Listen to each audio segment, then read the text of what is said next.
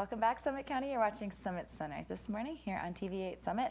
I'm Lauren. I'm here with Doyle Richmond. Good morning. Good morning. How are you? I am great. We were just talking about how on TV we saw the snow sculptures, and he hasn't been out yet. Yeah, well, over the 20+ years, I've seen a lot of the souls. They're impressive. They are incredible. Oh my gosh, they're just spectacular. Yeah. So make sure that you head on over to Breckenridge and check out the snow sculptures. Right. But you're not here to talk to us about the snow sculptures. I'm not very good at that. So tell me a little bit about yourself and what you do. Well, I'm Doyle, and I do. I've been in the real estate business up here for 20+ years. I'm a dad too. So any event, I've raised my family here and just been involved in the real estate community here for getting close to 25 years. Mm-hmm. So. I'm here to kind of talk about what's going on with the market and, hopefully give a little insight as people are listening. Cool.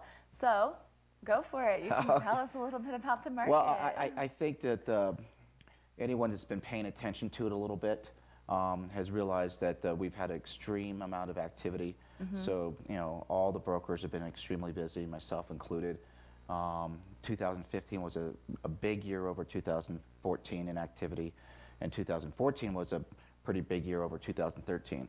So we've had this progression of more and more activity. Mm-hmm. We've seen prices increase. So we've seen about a 20+% increase in, anywhere from 15 to 20% increase in activity. Wow. Seeing prices, depending on if you're looking at average per square foot or if you're looking at the median price, anywhere from, call it, 8% to, even 20%, depending on the market. Wow. I would say that some of that's skewed because, if you just sell more expensive properties, that can make the median or average price be higher. Right. But definitely in the market, when you look at it, when you really fine tune it, it's probably about an 8 to 10% increase. Wow. As a general statement. So I tell people that, we're not back to the high points of 2007, 2008. Right. Some buyers say, well, gosh, I should have bought here. It's a typical statement you hear, whether it's in the stock market or the real estate market. Right. I should have bought at the low point, and I should have sold at the high point. Someone like myself that's done 20 years, I think that we still have a number of years of growth. The Front Range market is typically in front of us. They've had 3 or 4 years of really good activity and wow. price increases, and we didn't really see our price increases that much until these last 12 months. Great. So what I'm trying to tell buyers out there is now is a good time to get involved in the market. Interest rates are good. Pricing is still good. There's some good inventory out there. And then from a seller standpoint, it's a great time for a seller to put the property on the market too, because we don't have as many properties, so they're not competing against as many people. And some of these people have been waiting for the market to come back, and now it's the time. Like they've been like, Doyle, when's the prices going to go? When do we go? Yep. First, there's got to be the activity like we've had for 3 or 4 years, and then you start seeing the prices increases. So I think that a lot of other good brokers out there would echo what I'm saying, that the market has, I think, is poised to continue to grow some. But, you can't guarantee anything. I think that, what so many people have told me over the years is, hey, I got an opportunity that I can make a purchase right now. Maybe it's gone up a little bit, maybe it's gone down a little bit, but guess what? My family and I get to use it. And I think that's the great thing about real estate is, you get something you can use. Mm-hmm. If you want to rent it to help cover some of your expenses, you have that opportunity. Yep, especially out here. Yeah. If you're the person that's got $1 million taste, but hey, we're not going to use that house that much, and you want to do partial shares, there's the whole quarter share thing where you own 25% interest in a property.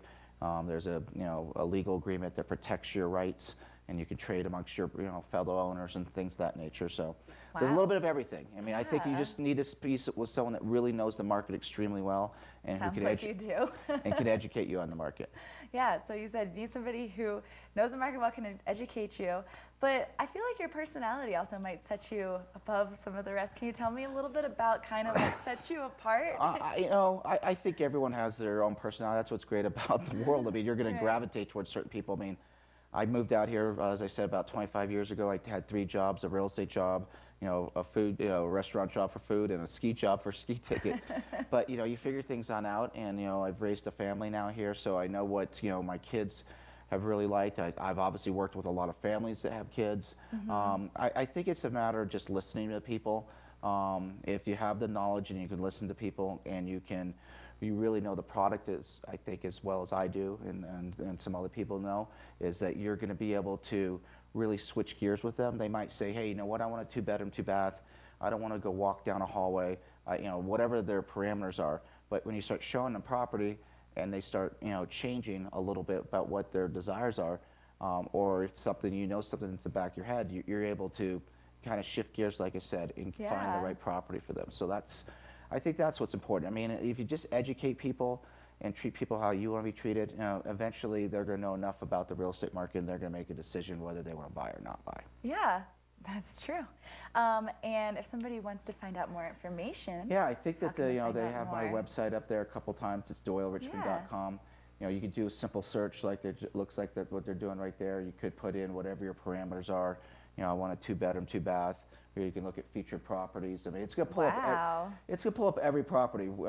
If you say I want 2 bedrooms, 2 baths in Copper, Keystone, Frisco, Dillon, it's going to pull up all. And I want them between 200 and 400. It's going to pull up all those listings, and you're going to look through them like they're doing now. And then you're going to obviously have some questions and stuff. Right. We have a section of our website. It's featured and where it's our listings and stuff like that. You can look through the pictures, as I said. But there's usually a rhyme or reason why a property is priced the way it is. Right. And on prices, I think the biggest kind of, plus out there is that people don't really realize. Use Keystone, for example, that you can still find a property that you're walking to the slopes in the $200,000 range, and even below 200 if you're willing to look at a studio. Right. So that's pretty amazing that you can do that. And they're flipping through some pictures right now, and that's my point, is that a lot of these start with a 100 or a 200 when they're talking about the various areas that we're talking about. So whether it's Keystone or Breckenridge or Frisco or Dillon or whatever the area is, I mean, it's a job like myself to educate you on the market and find those little properties, because a lot of things as the person visiting, you don't realize these little nooks and little neighborhoods and valleys exist. Right. Yeah, and it might be a little bit difficult. Like if you're in the job market, you don't even know where to start. It's great because you've been here for a while. You have that really incredible website that shows like pretty much everything that's available from in the county. So. Well, yeah, it just again, you just want to make things at ease. I mean, if the more people know about something and the more questions they have, and if you don't have the answers, find the answers. And I think at the end of the day, that formula has allowed us to be the leaders in Keystone for many, many years and be one of the top brokers in Summit County for many, many years. So it's important just to find someone that really knows what they're doing, whether you're a seller or a buyer. Yeah, for sure. And I also like that you mentioned you said, like, sure, the higher priced places might skew the market a little bit, but there are still lower affordable places. Oh yeah, there's plenty of really great properties. I think that's the big surprise out there for a lot of people, is they don't realize that, oh my gosh, I'm not really priced out of this market. Right. And you could certainly go to other markets of Aspen or Telluride or Vail, just to use 3 other resorts in Colorado, and it'll be a totally different price point. Right. But that's the beauty about Summit County, is you got world-class skiing, you got proximity to Denver. You can jump over the hill and go over to Vail and Beaver Creek. Steamboat's not that far away. So, I mean, it's ski mecca. And then, fast forward and get out of the winter season. Summer's just, as we all know, just absolutely stunning, and the reason why so many of us live here. Yeah. So, Doyle, thank you so much for joining us today. We saw a little bit of your website. Thank you for watching Summit Sunrise today as well. Snow coming in the forecast. Get outside and make sure that you enjoy the weekend, and tune in again tomorrow.